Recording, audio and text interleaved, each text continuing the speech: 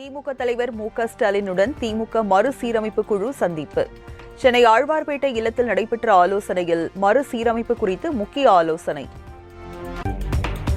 தொகுதி மறுவரையறை தொடர்பாக பேரவையில் நிறைவேற்றப்பட்ட தீர்மானத்தை பரிசீலிக்க வேண்டும் என பிரதமர் மோடிக்கும் முதலமைச்சர் விஜய் அறிவுறுத்தியுள்ளார்.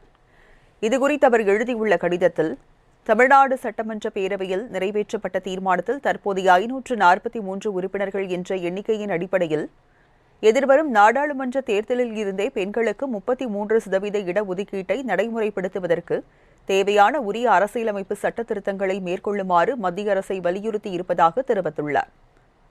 மேலும் மக்களவை தொகுதிகளின் எண்ணிக்கை மற்றும் அவற்றின் பகிர்வை மக்கள் தொகை கணக்கெடுப்பின் அடிப்படையில் நிர்ணயம் செய்ய உத்தேசிக்கப்பட்டுள்ள அரசியலமைப்பு சட்ட திருத்தத்தின் பின்னணியில் இத்தீர்மானம் நிறைவேற்றப்பட்டுள்ளதாகவும் குறிப்பிட்டுள்ளார்.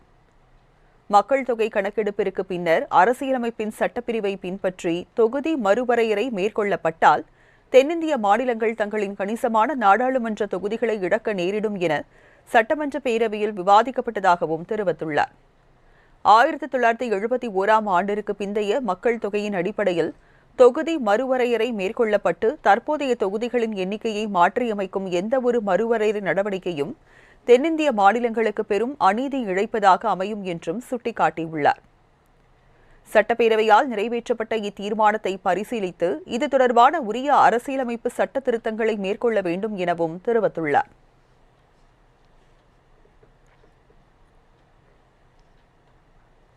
செங்கல்பட்டு மாவட்டம் மாமல்லபுரத்தில் இந்த மாதத்தில் நடைபெறும் 31வது தென்மண்டல கவுன்சில் கூட்டத்திற்கான ஏற்பாடு பணிகளை தமிழக அரசு தீவிரமாக மேற்கொண்டு வருகிறது. மத்திய மாநில அரசுகளுக்கு இடையேயான நல்லுறவை வளர்க்கவும் மாநிலங்களுக்கு இடையே உள்ள பிரச்சினைகளுக்கு தீர்வு காணவும் தென்மண்டல கவுன்சில் கூட்டங்கள் நடத்தப்பட்டு வருகின்றன. அந்த வகையில் நடப்பு மாதத்தில் மாமல்லபுரத்தில் இந்த முக்கியத்துவம் வாய்ந்த 31வது தென்மண்டல கவுன்சில் கூட்டம் நடைபெற உள்ளது.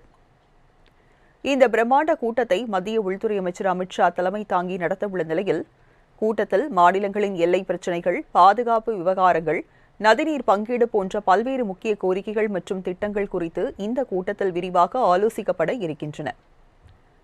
இந்த உயர்மட்ட குழு கூட்டத்தில் தமிழ்நாடு, கேரளம், கர்நாடகா, ஆந்திரா, தெலுங்கானா ஆகிய மாநிலங்களின் முதலமைச்சர்களும் புதுச்சேரி உள்ளிட்ட ஒன்றிய பிரதேசங்களின் ஆளுநர்களும் பங்கேற்க உள்ளனர்.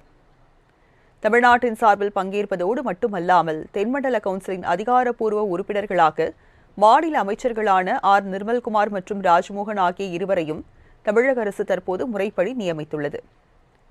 மத்திய மற்றும் அண்டை மாநிலங்களின் பிரதிநிதிகள் கலந்து கொள்ளும் இந்த கூட்டத்தை எவ்வித தொய்வும் இன்றி நடத்துவதற்கும் கூட்டத்திற்கான பாதுகாப்பு மற்றும் இதர வசதிகளை கண்காணிப்பதற்கும் தனி அதிகாரிகள் நியமிக்கப்பட்டு அதற்கான ஆயத்த பணிகள் முழு வீச்சில் நடைபெற்று வருகின்றன.